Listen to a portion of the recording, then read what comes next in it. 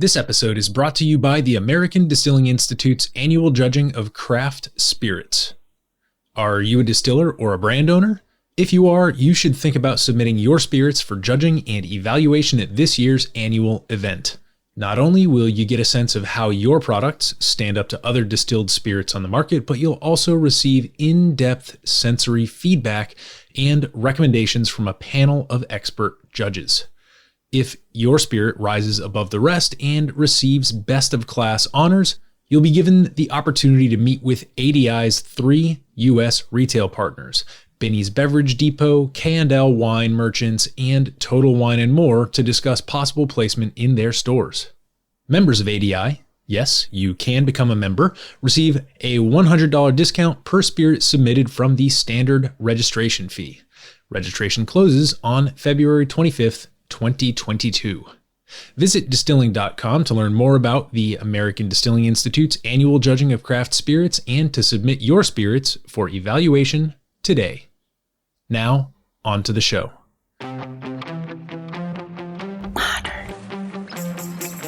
Modern.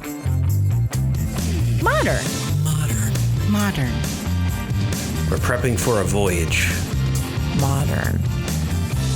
The force of an old-fashioned equals whiskey mass times bitters acceleration. Why don't you make that a double? Modern Bar Cart. What's shaking, cocktail fans? Welcome to episode 221 of the Modern Bar Cart podcast. I'm your host, Eric Kozlik. Thanks for joining me for this interview episode where we track down the best and brightest minds in the spirits and cocktail world so that we can share their secrets with you. This time around, I'm joined by Maria Denton, the Southeast Regional Manager for Lyres Non-Alcoholic Spirits. They're one of the heavy hitters in the No-ABV product space, boasting a lineup of well over a dozen zero-proof spirits and mixers, as well as non-alcoholic sparkling wines and ready-to-drink cocktails. As the conclusion of our series on low and no ABV drinks, I'm thrilled to put out this conversation because it shines a light on a whole other set of production methods and use cases that we haven't covered yet. And Maria is an excellent guide when it comes to explaining how to utilize non-alcoholic spirits in all kinds of your favorite cocktail formats. But before Maria and I start popping bottles of zero-proof absinthe and Prosecco, let's take just a second so that you can make yourself a drink. This episode's featured cocktail is the Plebeian. To make it, you'll need 2 ounces of rye whiskey, 1/4 ounce Campari, 1/4 ounce grapefruit juice, 1/2 ounce rich simple syrup, which is a 2-to-1 ratio of sugar to water, and 3/4 ounce of lemon juice. This is a really neat cocktail because it introduced me to a shaking technique that I was unaware of, which is called the Regal Shake. This method is designed to add subtle richness and bitterness to a cocktail by throwing a citrus peel in with the ice. In this case, it's a grapefruit peel. So you combine all your ingredients in your cocktail shaker with the ice, throw in your grapefruit twist, then proceed to shake and strain like you would any other sour drink. When it's chilled, strain into a coupe glass, garnish with another citrus twist, a lemon twist this time, and enjoy. The Plebeian is an original cocktail submitted by our listener, Samuel G., who dropped us a line to discuss the stirred citrus cocktail question that I asked a few episodes back. I love this drink because it fully embraces splitting both the citrus and the sweeteners in a classic whiskey sour format and finds clever ways to balance brightness, bitterness, and mouthfeel. Also, it just so happens that Lyres offers no ABV versions of all the boozy ingredients in the formulation, so the Plebeian can be as full octane, low octane, or no octane as you want. Thanks to Samuel for introducing us to this really creative original cocktail, and I do encourage all of you to get in touch and let us know what drinks you're really excited about so that we can feature them as well. Now, let's turn our attention back to the interview. In this refreshing and perfectly balanced conversation with Maria Denton, Southeast Regional Manager for Lyres Non-Alcoholic Spirits, some of the topics we discuss include how Maria used her career working for one of the world's most prestigious spirits brands and managing one of Washington, D.C.'s busiest bar programs as a timely springboard into her current position with Lyres. What creating non-alcoholic spirits has in common with building the aroma profile of a perfume, and how that allows Lyres to create products with the world's most popular cocktails squarely in the crosshairs. We also taste what I assume is the world's first non-alcoholic absinthe, and we pair it with all the bitters, New Orleans-style bitters, and Lyres American malt No-ABV whiskey to create a fantastic Sazerac. So kind of have an all-in-one cocktail experience as well. Then Maria and I get the chance to address some pointed listener questions about how to handle technical factors like temperature and dilution in zero-proof cocktails. Along the way, we find out which new spirits and mixers we can expect from Lyres in the near future, where the Champagne Queen stands on non-alcoholic Prosecco, where to grab a drink with your favorite impressionist painter, and much, much more. I'd like to give a big shout out to Brian and the team from Hatoba, located in the Navy Yard here in DC, where Maria and I recorded this interview. It's a great venue with awesome food and drinks, and if you visit the show notes page or hit us up on social media, we'll have a video of Brian making a signature cocktail using some products from the Lyres portfolio. As a reminder, this episode is the final installment of our romp through the emerging landscape of non-alcoholic spirits and cocktails. If you haven't already checked out our recent interviews with Derek Brown, Ian Blessing, and Lauren Chitwood, focusing on many different facets of the booze-free drinking experience, I really hope you carve out some time to listen to those interviews if you're so moved. And on the other hand, if you've been tapping your foot and eagerly awaiting the return of our fully leaded spirits and cocktail content, well, you're in luck. We've got some excellent stuff lined up for you as the Northern Hemisphere tilts its way closer to the sun. But for now, please enjoy this fascinating conversation and tasting with Maria Denton featuring Lyres non-alcoholic spirits. Maria, welcome to the podcast. Hey, thanks for having me, Eric. So let's kick this off by just having you introduce yourself to our listeners. Who are you and what do you do? I am Maria Denton. I'm the regional manager in the Southeast USA for Lyres non-alcoholic spirits. All right. Now, Lyres is not a U.S. company, is that correct? Correct. We were founded in Australia, but now we're a fully global company. We are in all of Europe pretty much, and the United States, and in Canada, parts of the Far East. We are in several Middle East countries, and expanding all the time. We want to have Lyres in every corner of the globe. That's the, world domination, I guess, is the aim. Fantastic. So how did you come to find yourself working for Lyres? Obviously, it's a company we for context, for people who are joining us, we've got like almost 15, 16 bottles plus 5 cans, an assortment of just wonderful things here in front of us on the table. We're sitting in Hatoba, which is a awesome bar and eatery here in the Navy Yards in DC. And so now that we've got the setting, how did you end up with Lyres and with all these awesome products being sort of your purview to spread the good news about? Well, it's funny because I've been in wines and spirits in the adult beverage industry in one way or another my entire career. I actually went to school for radio and television. Okay. Back in the day in Orlando, Florida, when Florida was going to be Hollywood East. Worked for Nickelodeon for a while and realized I did not love television. And I'll tell you, if you're working for Nickelodeon and you decide you don't love television, then it's just not the right industry for you. But I was bartending on the side, and I loved that.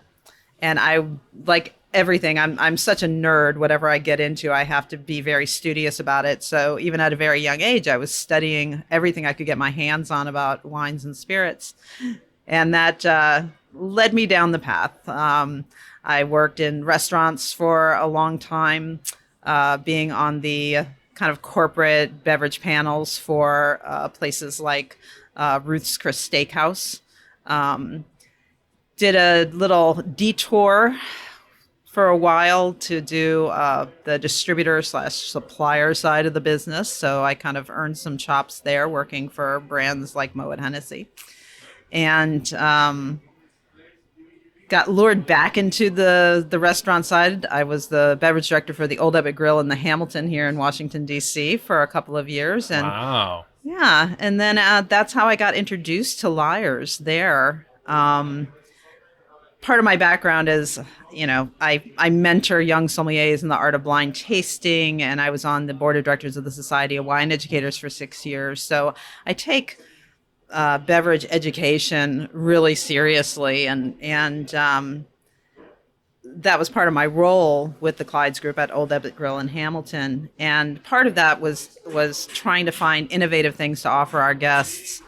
And Lyres came along. We wanted to expand our cocktail offerings at the restaurant to include sophisticated non-alcoholic cocktails. And this was in 2019, right when Lyres was really starting to push into the United States. They were still being self-distributed. Actually, they didn't have like a local distributor or anything. So we were ordering them directly from Lyres itself to service the restaurant. Fast forward a couple of years, COVID happens, still happening. I was placed on COVID sabbatical, as I like to call it. But my old boss saw that Lyres needed a regional manager in the area, and he recommended me to the senior VP in North America. And I was already in love with the brand, but the more I found out about it, the more in love with it I became. So that's kind of the winding path that led me to be able to sit here with all these wonderful products here in front of you. Some people who know me were like, Maria, is there something you're not telling us? You're working for a non-alcoholic company. I mean, I'm known as the champagne queen because I'd show up to accounts, toting champagne bottles all the time in my time with Moët Hennessy. And I'm like, no, look, I'm still an equal opportunity drinker. I love cocktails. I love wine. During my time with the Clyde's Group, I really got into beer. This is just another aspect of that. This is just another really, really fascinating part of the cocktail experience, and I'm happy to be a part of it. Well, I'm so glad to know that about you, because I think to me that's a very similar direction from where I'm accessing No-ABV spirits. I really enjoy anything that gets subjected to some sort of focusing technology in that's what distillation is. It focuses certain things and it captures them in a liquid medium. Yep. And in that respect, I very staunchly believe that spirits need not contain ethanol. Right. And so I do think that non-alcoholic spirits are a very valid format in a technical sense. On the other hand, like you, I actually got my start in wine as well. I got my WSET here in Washington, D.C., like right up in the corner at the Capital Wine School. Jay Humans, love him. Jay Humans, that's right. And from there, I kind of started getting into spirits and cocktails. So like you, I come at it from a nerdy perspective and a love of flavor perspective. And in that respect, I am a bit of a meritocrat in that if it's good, it's good. Yeah. If it's not, it's not. And it doesn't matter if there's alcohol in it. So that's part of the reason I'm excited why we have so many really cool flavors in front of us. We're definitely not going to get to taste all of them during this interview, but we're definitely going to hit some really fascinating highlights for folks. And I guess maybe you can tell me a little bit more about the types of products that Lyres offers. And I don't know if there's like a sort of maybe you can start us off with like the first couple products they offered and explain how they've evolved, or if there's a different way that you can kind of walk us through the evolution of the brand and how they've brought innovative new products into the no-ABV space. However you want to do that, I know our listeners would be fascinated to hear. Absolutely. It's actually a pretty interesting story. There had been a couple of forays into the non-alcoholic spirit space when our founders, Carl Hartman and Mark Livings, kind of hit upon the idea for Lyres. There were products, very good products out there, like Seedlip was, of course, first to market. But Seedlip is doing its own flavors. They're not like a one-to-one alcohol replacement kind of product. And Mark Livings, especially, he was making some changes to his lifestyle. You know, he's Australian, and Australia is a drinking culture. Let's, be frank. And he really wanted to have an option when he was ready to stop drinking, just to stay in the party. And in a lot of countries, the U.S. included, we stigmatize, I think, not drinking. Mm-hmm. I'm usually the designated driver. I'm, one of those responsible people. But I know that if I ask a bartender for a club soda or, any sort of non-alcoholic drink, the people around me are like, oh, you're quitting the party early. And like all of a sudden, like it's seen as I'm not having as much fun as everybody else when I really am. I just am choosing not to imbibe at that point. And Mark and Carl saw this kind of happening for a variety of reasons. There's health and fitness reasons people choose not to imbibe. Alcohol it's all carbohydrate. It gets converted into the body as sugar. So it's loaded down with calories. So there's the, caloric count. There's the, of course, sobriety. At any time, there's something like 7 million pregnant women in the country. Mm-hmm. So they wanted to invent this one-to-one replacement products for all of your favorites from behind the bar. And it's really the vision of the company to eventually, you could have a fully stocked bar and it would be nothing but Lyres products. And, I think that's pretty exciting. So the timeline for this, kind of the conception came in 2017. By 2019, they were ready to release their first set of products, which was pretty much our bourbon, which is our American malt, our gin, which is our dry London spirit. They wanted to be able to make a Negroni. Sure. That was like a holy grail of cocktail making, because a Negroni, of course, is all alcohol. So to make a non-alcoholic Negroni, and to be the first to be able to do that with just our products was important to them. So our Aperitif Rosso, which is our red vermouth, our Italian orange, which is our Campari. And then kind of as a sidekick to that, we have our dry vermouth as well, which is our Aperitif Dry. I think our red and our white vermouths are a couple of the strongest products we have. I love them just on the rocks. But it just really expanded from there. So now we have 3 rums, because you can't just have one. Rum comes in all kind of different flavor profiles. So we have a white rum, a spiced rum, and a dark rum. You got to have a coffee liqueur, right? Of course. How else are you going to make those espresso martinis? Exactly. How are you going to make an espresso martini? So we had to have a coffee. Our amaretti is out of this world. I prefer it to regular amaretto in cocktails because it's not as sweet as amaretto. So it doesn't add sweetness, but it adds that wonderful almond character to it. We did come out to a companion to our version of Campari. We have a version of Aperol, which we call our Italian Spritz. I really like that one. That's one of my favorites. I love it. Maria, why do you go through so many samples of the Italian Spritz? Oh, no reason. Research and development. Research and development, like every day before dinner, have a nice non-alcoholic Aperol Spritz. We had a triple sec, actually, our orange sec. We had that for a long time before we ever came out with our agave spirits. The agave spirits were a kind of a particular challenge. We didn't want to come out with them until we got them just right. And tequila has like these wonderful kind of herbaceous, gentle herbaceous notes from the agave. Like I tend to call it like a sappiness. Mm-hmm. But they also have, an earthy note, like almost a mineral note to them often. And then there's kind of the floral and light citrus fruit notes. So all of these things have to be exactly right before we'll put the Lyres name on them. So it took a little longer. Our agave spirits actually just launched at the end of 2021 on our website, lyres.com. We should have those in wider distribution hopefully by the beginning of March. We're waiting for that slow boat to arrive from Australia. But I'm super excited about those because, I feel like our triple sec was so lonely for so long. Fair. It wanted to be made into a margarita, and we were kind of making margaritas with our white cane spirit, which is our rum, and it was very good, but so much more fun now to have two different agave expressions.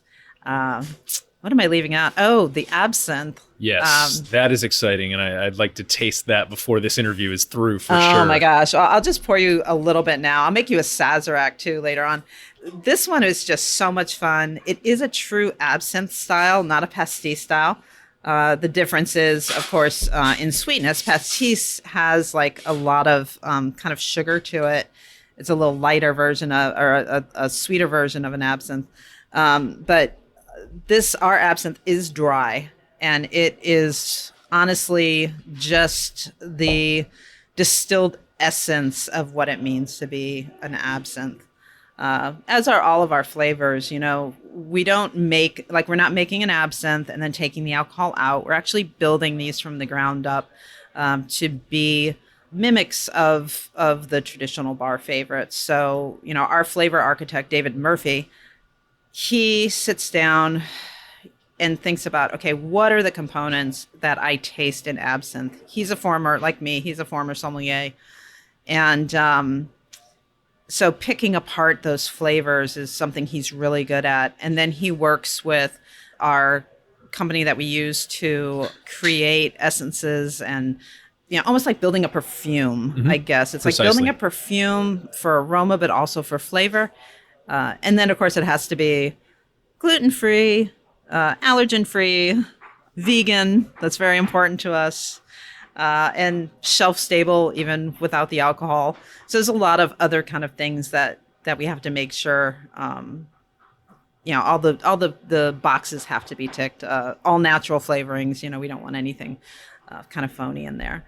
Yeah, when we came out with the absinthe is a great component in so many cocktails, but I feel like that was another one where, kind of like doing the non-alcoholic Negroni, we just wanted to be able to say that, hey, we can do even absinthe. Yeah, it's certainly one of those eyebrow raisers, right? Like you're not coming across so many non-alcoholic absinthes on the market. Yeah, right. It's a rarity, and you're right. It is. It's certainly dry, but it's got all of that wonderful fennel and a good sort of lingering chemisthesis on the tongue as well, which, many absinthes are extremely high proof. So not only are you making a 0 ABV version of a spirit, you're making a 0 ABV version of a spirit that is anywhere between 60 and 80% ABV at any given time. Exactly. So what I kind of want to talk to you about in the nitty gritty of this. Now, you mentioned that you're not distilling a spirit and then taking the alcohol out. Right. By the time this episode airs, we will have aired another interview with a non-alcoholic spirits brand that does make their spirits in that way. So to me, like when I was first approached by our listeners to like, hey, let's do some fun no ABV spirits content, I was like, all right, I assume these are all made in the same way. Right. Very stunned to find out that no, that is not the case. So can you explain, to the extent that does not impinge upon your proprietary technologies and systems, how the Lyres spirits are prepared? And I guess I'll put out that when I came into this, I assumed that many, if not all, no-ABV spirits were manufactured in a similar method as hydrosols, which is like rose water, orange blossom water. You pass something through in the path of vapor, of hot water vapor. The vapor then takes on those flavor and aroma characteristics, and then it retains it once it recondenses. So I don't know to what extent Lyres' process is similar or different to that. So it is similar to that. I would say the difference is,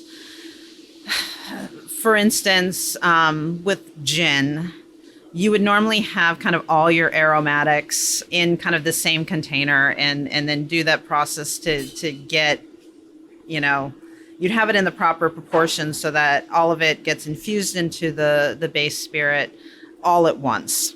Yep. What we're doing is we're creating individual essences in that same way that you described, and then adding them to our proprietary non-alcoholic base. And it's funny because everybody kind of knows how a vodka's made or how a gin's made. There's no real big trade secrets in that. Certainly with the Society of Wine Educators, like we've written chapters on all of these products of how to create these things. With the non-alcoholic spirit space, it's so new and there is so much that is still proprietary that that it's hard to get into too much detail about how things are made. But I can say that ours are a collection of essences and extracts and distillates that we combine in order to recreate the experience of having whatever the cocktail is or whatever the spirit is that we're trying to mimic. That proprietary non-alcoholic base is essentially, it's a water base. All of non-alcoholic spirits are water based. However, there are some things that you can add to that to give it some body and to mimic alcohol. It's no trade secret that capsaicin and Szechuan pepper are things that can add a little bit of the heat of alcohol without, having the alcohol there. My personal preference is one that we rely on a lot is the Szechuan pepper, because the way it builds on the palate, it doesn't build on the palate like spicy salsa, right? Where the more you drink, the kind of the hotter your palate feels.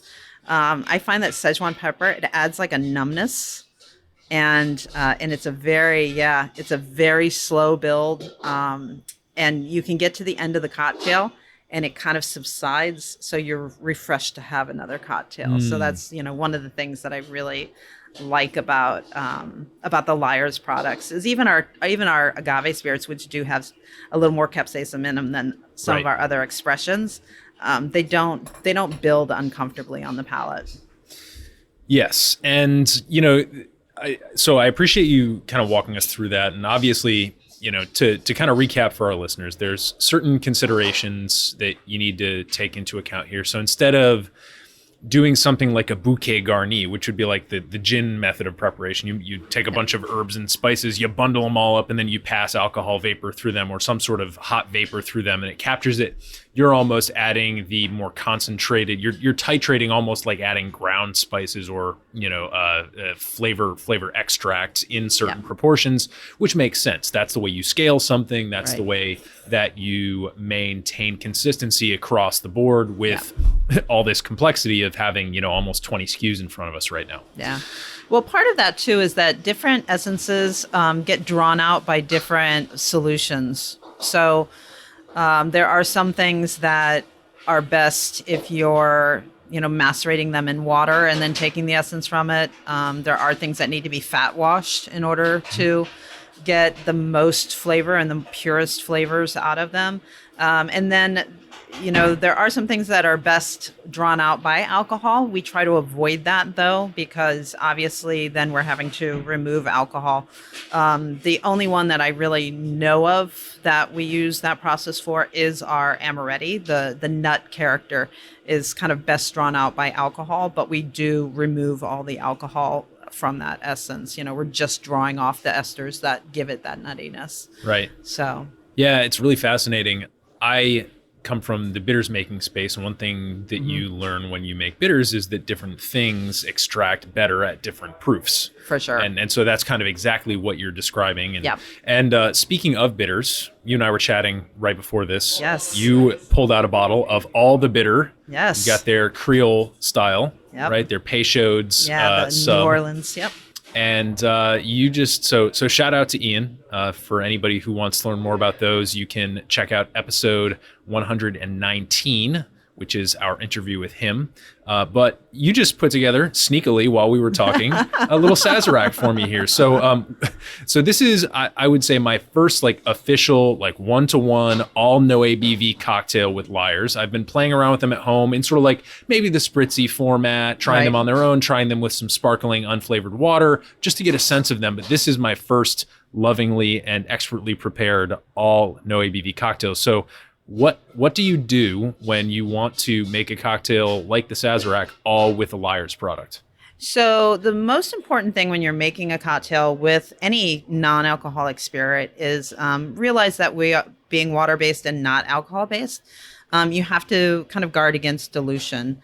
When you're making cocktails with an alcoholic, an actual alcohol, the recipes kind of work dilution into that to soften that sharpness of the alcohol. So, you shake something vigorously with a lot of ice. Sometimes sometimes in cocktail recipes, you're shaking vigorously with ice and then you're pouring it over new ice. Right.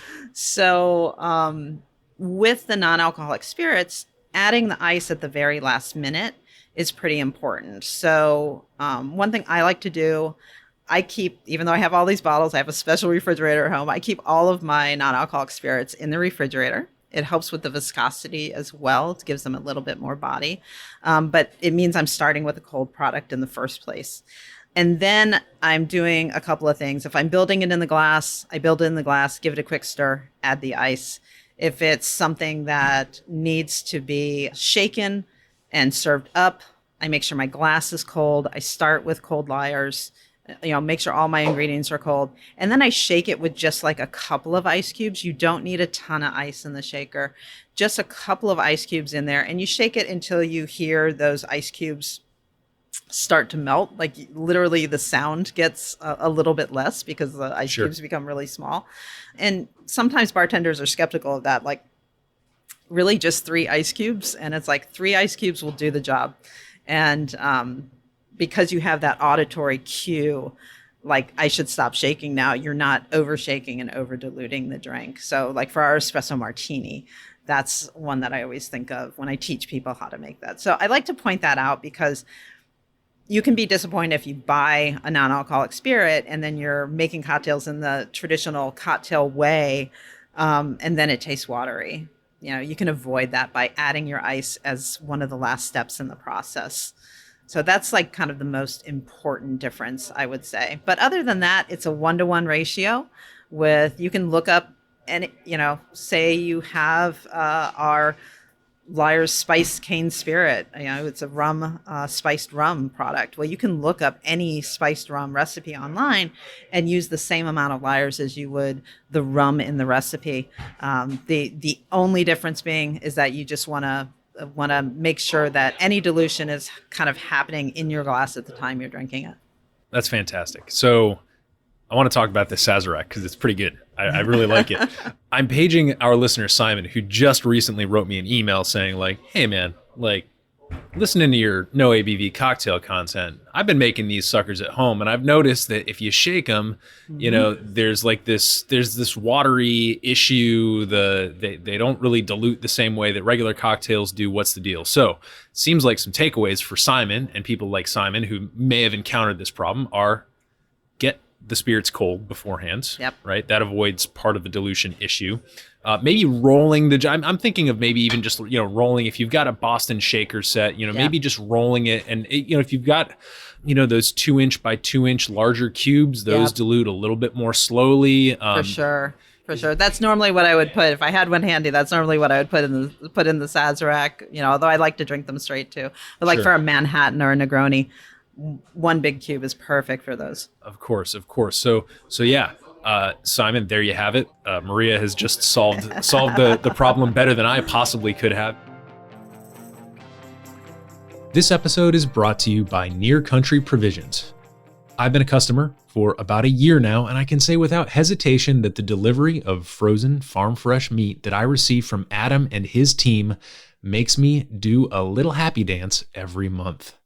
Not only does Near Country offer grass-fed beef and pasture-raised pork, but they also have an awesome selection of chicken and seafood. And the best part is it's all local and it's all sustainably farmed and harvested. You can customize every order or simply leave the selection in their capable hands like I do. Near Country even offers fun add-ons like bones for soups and stocks, as well as special holiday offerings like turkeys, brisket, and more. If you live in the Mid-Atlantic, that's DC, Maryland, or Virginia, and you're sick of the same bland selection at the grocery store, or you're looking to drastically improve the quality of the protein in your diet, Near Country Provisions has you covered. Head over to nearcountry.com and enter the code BARCART, all one word, when you sign up for your subscription to receive 2 free pounds of bacon or ground beef in your first delivery. That's BARCART, BARCART, all one word, at checkout. This is easily one of the biggest quality of life improvements I've made in the last year or two, so I hope you'll give Near Country Provisions a shot and let me know what you think. Now, back to the show. And getting back to the Sazerac, the aroma is like perfect. It's you wouldn't even know. Maybe you're missing some of the alcohol burn, but not even like a well-made Sazerac. When you give it the nose, you get the whiskey and you get the absinthe, and the absinthe is so wonderful and floral, and then that lemon twist is just so fragrant that you're really not getting a ton of the alcohol when I nose a Sazerac. And when you taste it, there's a definite difference. For sure. However, what I find is present that I don't often find in a Sazerac is that you get this wonderful pecan note. And to me, like what says the Southern U.S., like a nice pecan. Like I remember there's this one bourbon I tasted that will always stay with me. Wathins. It's from the Medley range. Wathins, I think it was like a 10-year bourbon. Just this just a pecan bomb. I don't think I've ever had so much pecan in a bourbon ever, and it's just, man, it's really nice. And the finish too is so like you get the nose, very Sazerac. You get the palate a little bit different, but you're still getting distinct American whiskey, definite good kick of the anise from the absinthe, and then on the finish, boom, finishes just like a regular Sazerac again, which I love. So maybe that's part of the little bit of the Szechuan in there that's kind of lengthening that from the and that is in the absinthe, correct? Yes, for sure. It's not necessarily a trade secret, because I think a lot of people know that about Szechuan pepper, but having been a mixologist in my past life, I know I've infused things with Szechuan pepper just to boost that a little bit, and I love that it's in our drinks, because it's one of my favorite ingredients. But I'm sitting across from you, and to me, if I didn't know it, you're holding a drink. You're holding it looks like a cocktail. If I smelled it, it smells like a cocktail.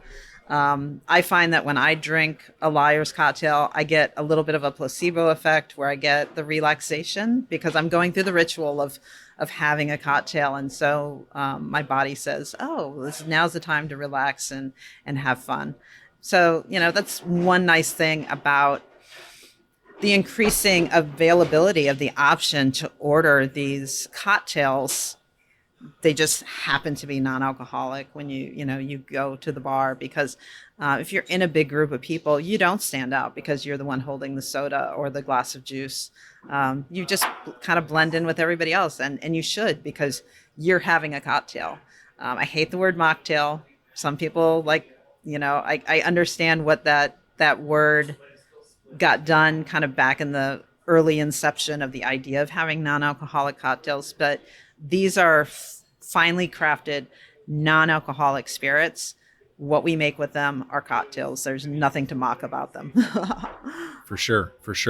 Well, I mean, the proofs is sitting right here in my glass to me. And so in terms of this is maybe getting a little shop talky, but I'm sure, you are the triple threat. You are the bartender, the distributor, and the beverage director experience. So I'm sure you're not going to blink at this question, but in terms of price point and the cost of a cocktail, one of the discussions that I've been having quite a bit with guests like Ian from All the Bitter, with guests like Derek Brown, is the notion that in fact, not only should non-alcoholic cocktails cost the same as regular cocktails. In many cases, they're more expensive because of the lengths that people go to make them. Now, I can see that being a little bit good on the one hand and a little bit of maybe not good on the other hand.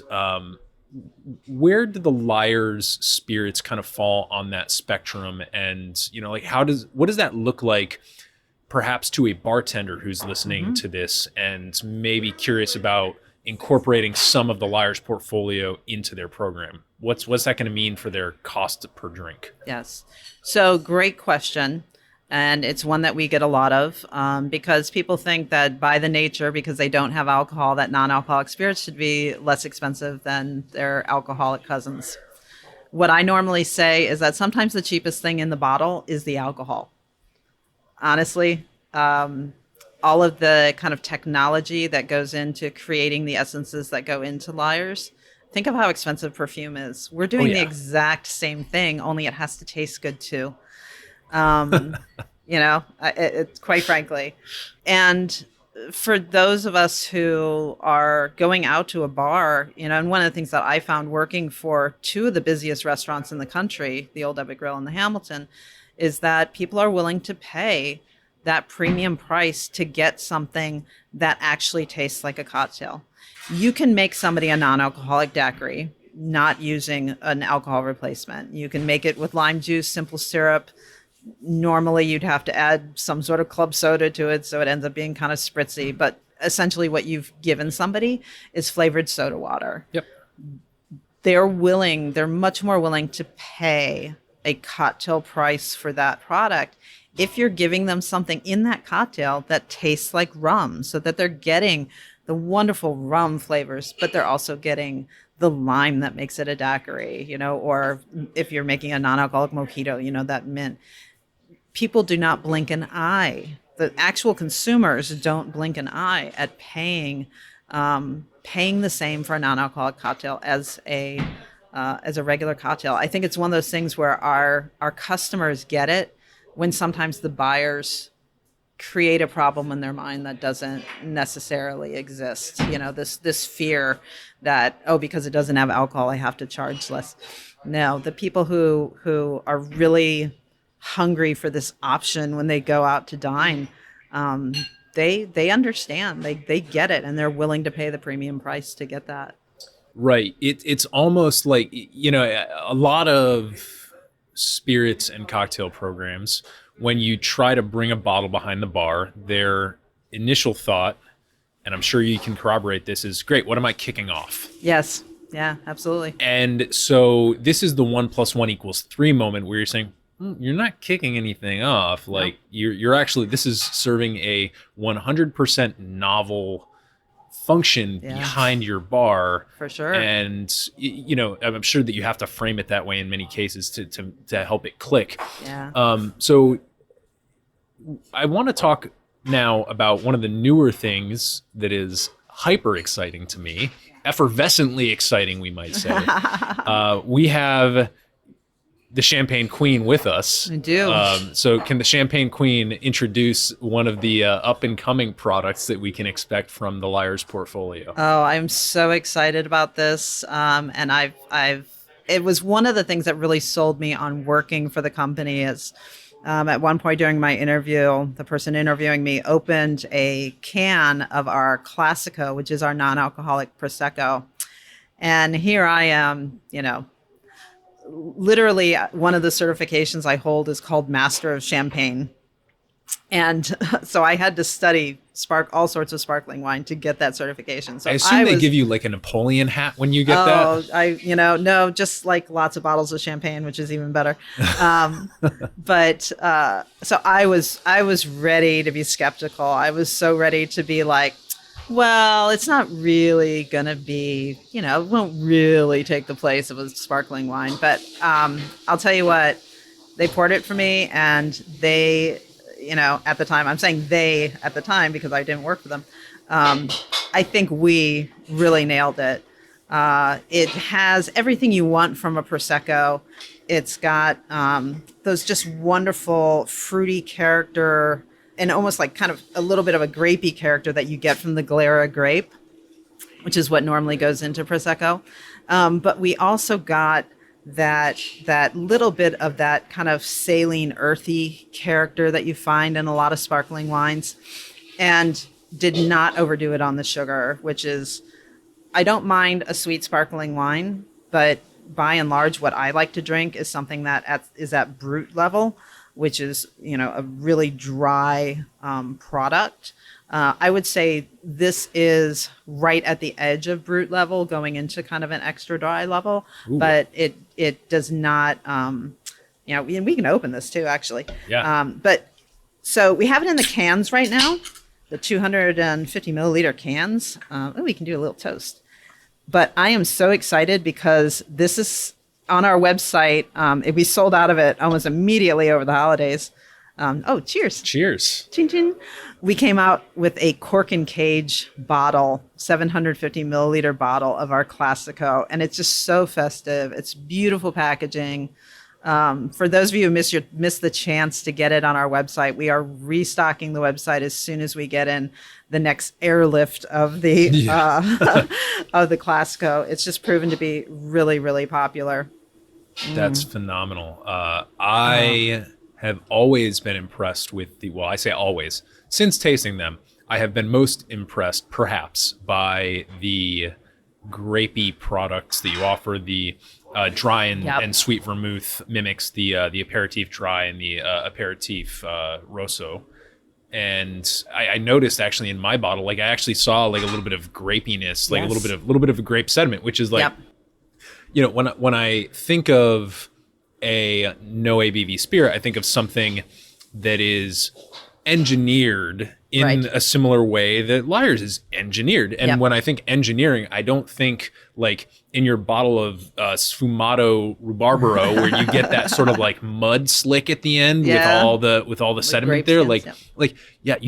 That's got real grapes in it. Yeah. I don't necessarily it's not a red flag for me if there's not sediment in it. But then when I see that in a no-ABV spirit, I was like, whoa. Yeah. No wonder it's grapey. There's some grape stuff in here. So I mean, to me, I think that if anyone's skeptical, perhaps, of the no-ABV spirits in general, or perhaps anything in the Lyres portfolio that you're I don't know about that, I don't think it can do what the regular thing can do, I would say maybe start with the dry and the red aperitif, because to me they're two excellent examples that even if you're looking to make a low ABV cocktail, if you still want to make your martini, or make your, maybe this would be somewhere between a martini and a Vesper with a little bit more sweetness to it. But if you wanted to make something with gin, a vermouth, or what we might call a Lillet correlative, and then a twist, then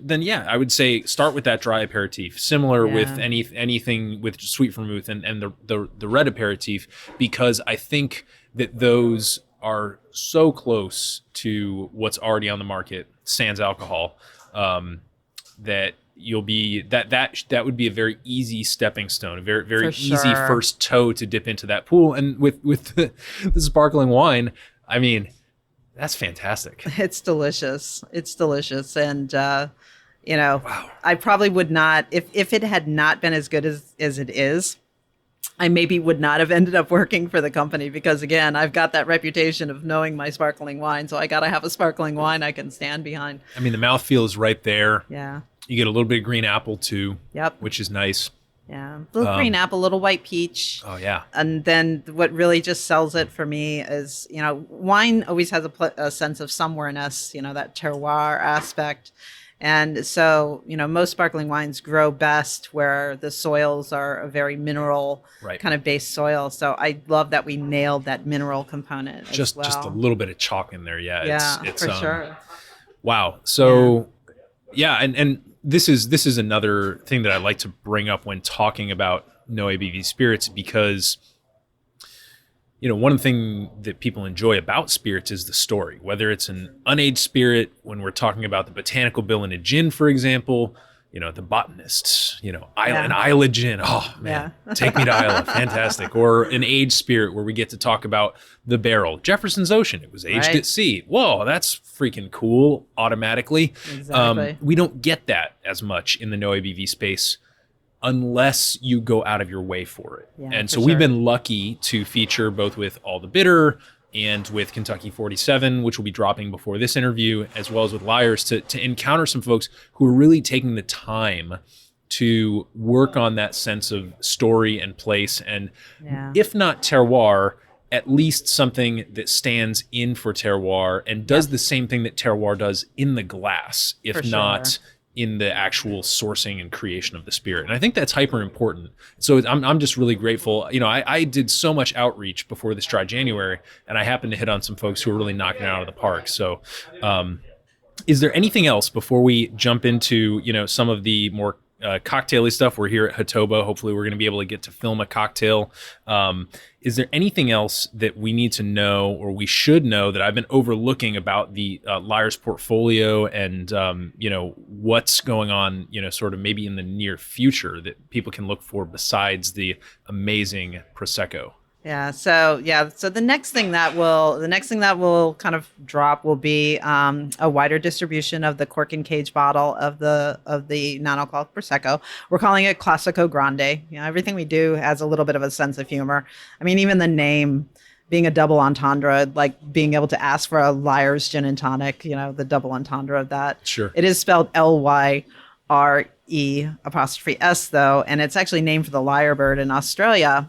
Do yourself a favor sometime and YouTube lyrebird. You'll get several videos pop up of the lyrebird mimicking sounds that it just hears in its atmosphere, because that's how the male lyrebird gets the ladies, right? Mm-hmm. He has to keep adding to his song. So whatever he hears, he mimics, whether that be like chainsaws or car alarms. I heard one doing a video game. So while the lyrebird is the world's best mimic of sounds, we like to think we're the world's best mimic of flavors.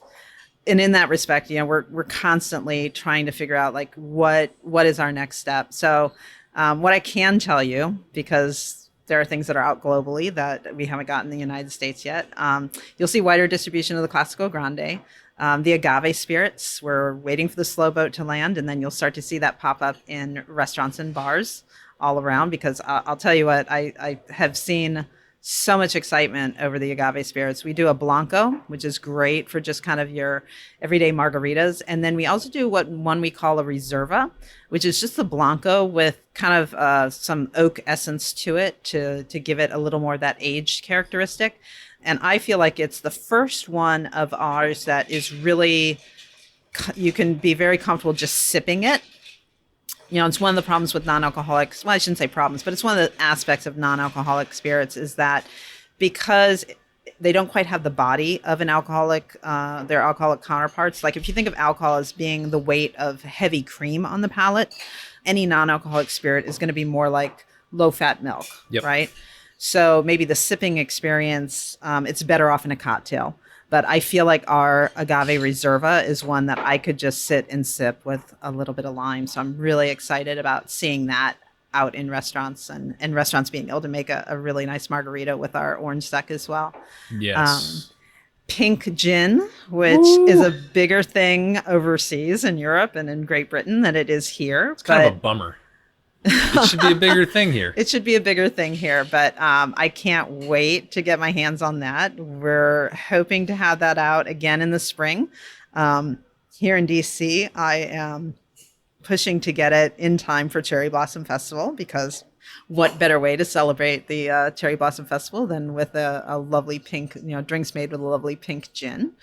And then we'll see from there. There are some things in the work, certainly more RTDs or pre-made cocktails. I think that's a space that we're going to see continue to grow because, I mean, quite frankly, who doesn't like the convenience of just popping the top of a can and having a ready-made cocktail? It's the reason why the category is so big, and we want to be the major players in that space as well. And then we are working on a couple more spirits, but I don't know if I'm allowed to talk about them yet. But we don't want to get you in trouble here. Don't want to get me in trouble, but I can tell you that on social media that when we do polls, some of the things that people say they really want to see, so I know we're probably thinking about them, are things like like a Irish cream. I'd love to see us do an Irish cream. A Highland malt. I would love to see a Scotch from us. And then people ask, it's funny because people ask for non-alcoholic vodka a lot. And vodka being kind of flavorless, colorless, odorless, that's the tradition of it. Whether or not that's actually true. I know a lot of kind of those Eastern, like Polish and Russian vodkas do actually have a lot of character to them. But it's a little hard to replicate in a non-alcoholic form. So for everybody who really, really wants Lyres to come out with a non-alcoholic vodka, I'm sure we're kind of noodling that. But in the meantime, don't be afraid to use like our white cane spirit. Actually stands in really well for vodka in most cocktails. So that's usually the one I recommend. Or our Dry London actually is not, if you're somebody who doesn't like an overly juniper gin, our Dry London is actually a pretty good option because we kind of favor the more floral aspects of gin and the more citrusy aspects of gin kind of over that juniper. You get the juniper in the finish, that juniper bitterness. So if you're making something that's a little more herbal, I recommend using a vodka drink that might be a little bit more herbal. The Dry London Spirit is really good for that. But if you're making something like an espresso martini or like you want a vodka cranberry, I recommend using our white cane spirit for that. Sure. Yeah. One last thing I do want to point out, I really enjoy the characters on the bottles that you have. In the agave, you have on the Blanco, you have a lizard mariachi. Yeah. And on the Reserva, you have a dog or a wolf luchador. It's the I can't pronounce the word, but it's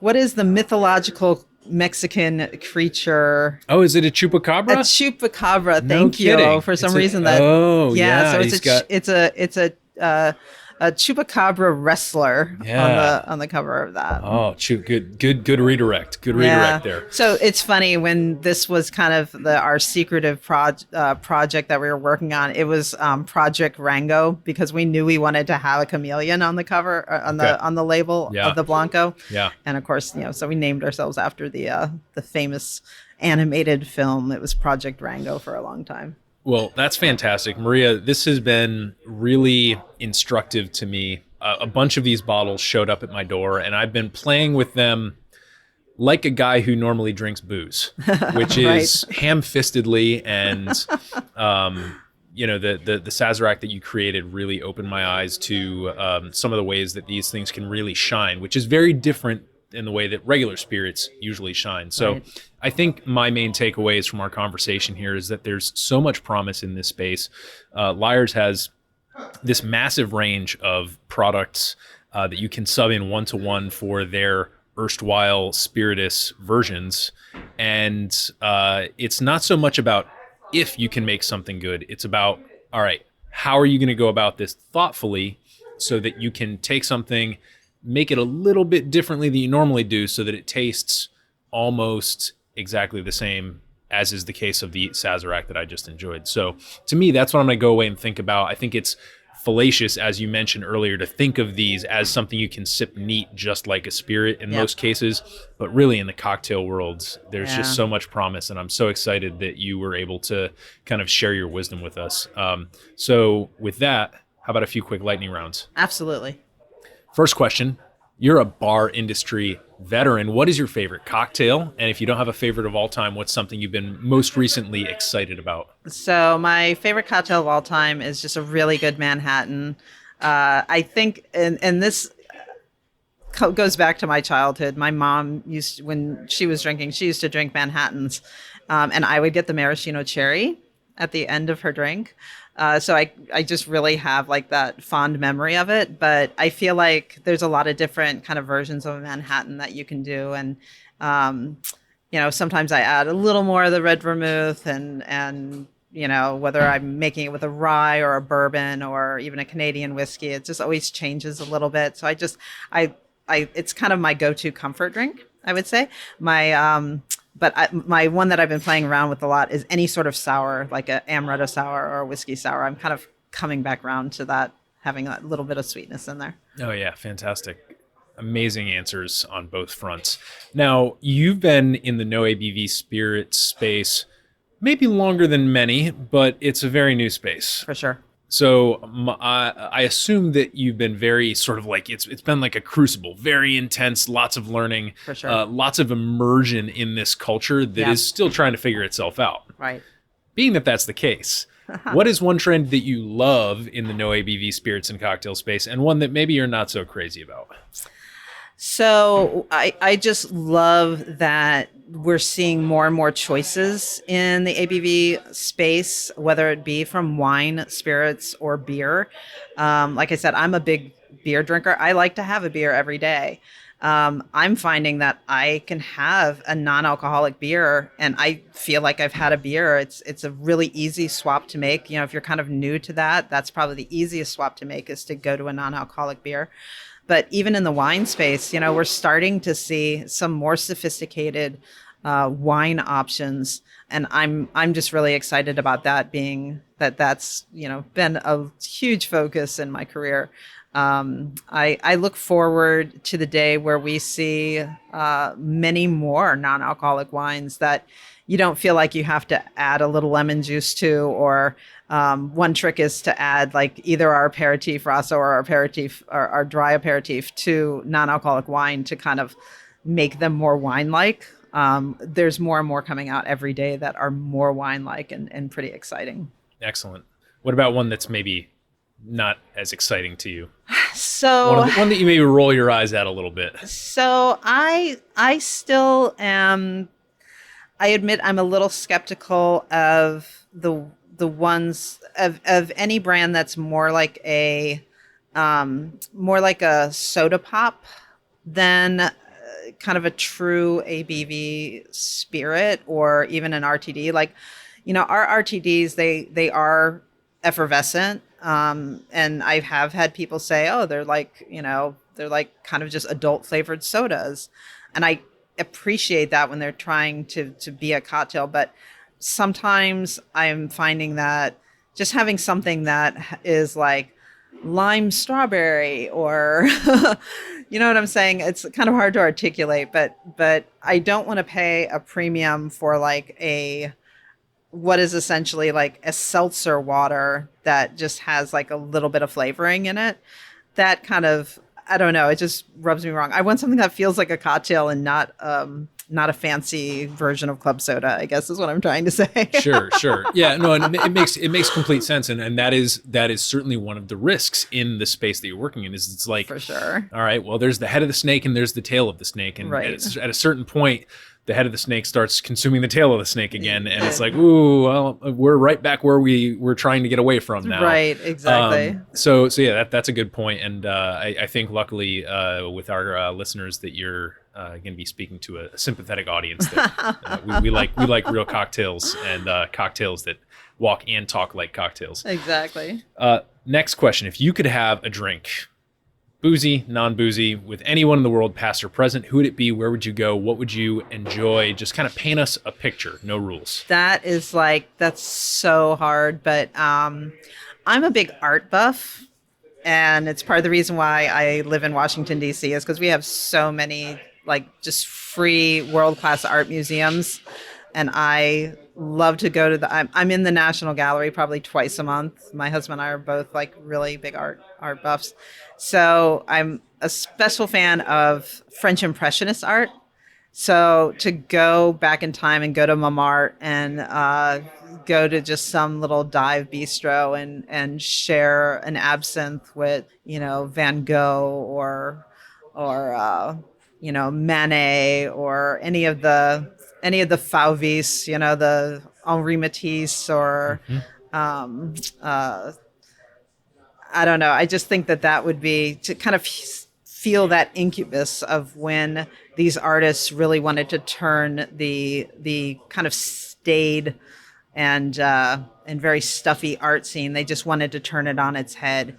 And you know, we forget sometimes living in this modern era that, you know, this was like the rock and roll of its time. These were the Banskys, you know, of their time.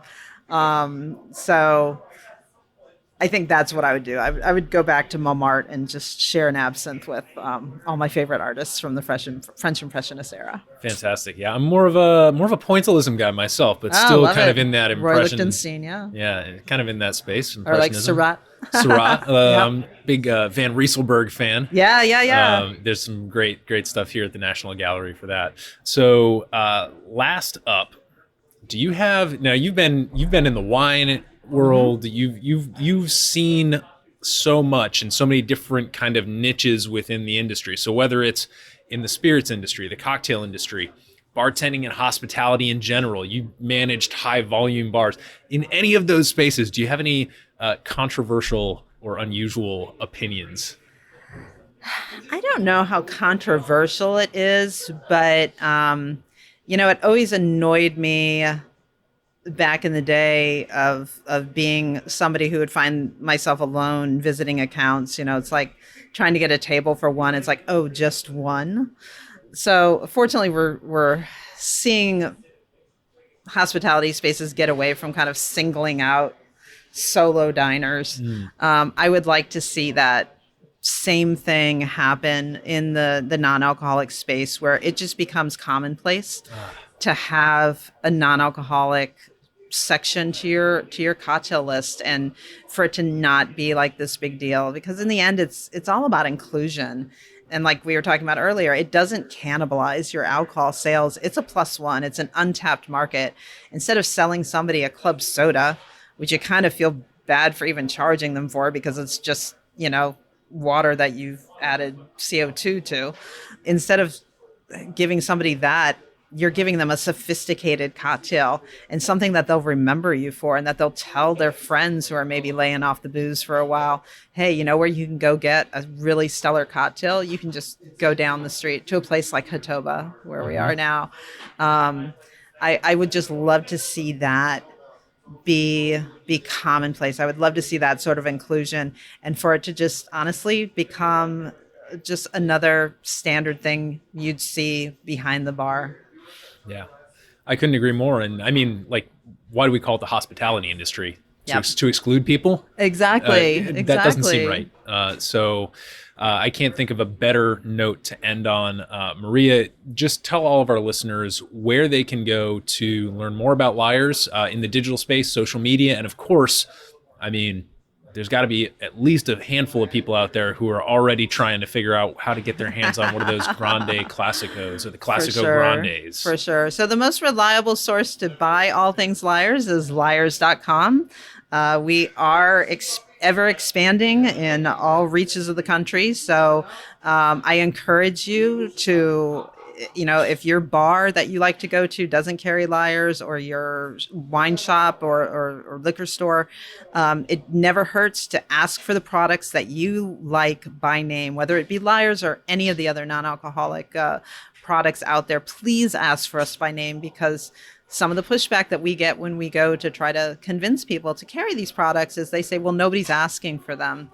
And it's like, well, nobody's asking because you don't have a section set up, and it's hard sometimes to go the extra mile of asking for a product that you don't see. You're going to order what you see. You're going to order what's there instead of asking, do you have? So I always encourage people to ask that question, because then it just makes our point for us that there are more people out there than they know of that would love to have access to these products at their favorite places. So Lyres.com to purchase for at-home use. You can follow us on Facebook. We have a Facebook page. It's the Lyres Spirit Company page. We are very active on Instagram at Lyres Spirit Co. That's our same handle for Twitter as well. And you can follow me at Your Drink Your Way. That's my Instagram handle. I'm Maria E. Denton on Facebook. I always welcome more people to follow me. You'll get a little mix of cocktails, any cocktails, and art on that, because I'm always posting art. So yeah, those are the best ways to get in touch. And if anybody has any questions, you can always reach out to me personally. My email is really easy to remember. It's just Maria@Lyres.co. Leave the M off please. It's lyres.co. So that's LYRES.co. Well, Maria, thank you for taking the time to speak with me today. Thank you for showcasing all of these wonderful products, for making this wonderful Sazerac, and thank you most importantly for being a guest here on the Modern Bar Cart podcast. Oh, thanks for having me, Eric. It's been a lot of fun.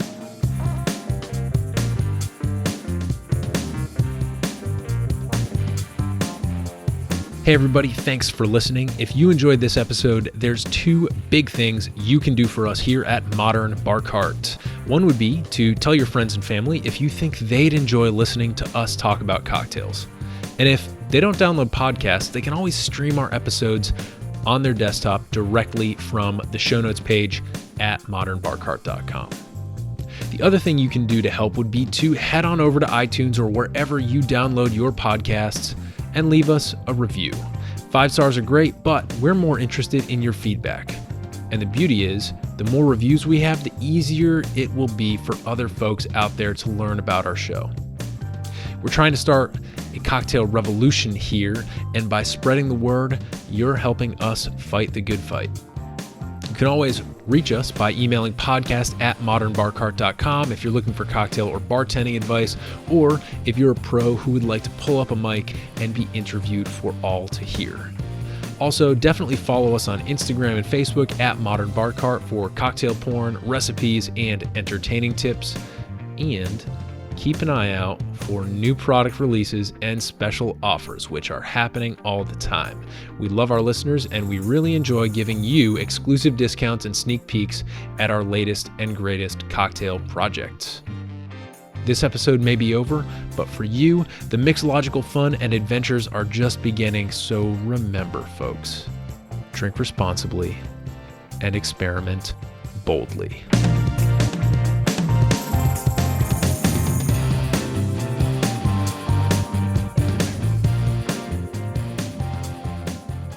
This episode was made possible with editing and sound design by Samantha Reed, low and no ABV spirits and cocktail insights courtesy of Maria Denton, Southeast Regional Manager for Lyres Non-Alcoholic Spirits, hospitality and excellent cocktails by Brian Marvel and the rest of the team at Hatoba here in Washington, D.C., and a little bit of interview magic by yours truly.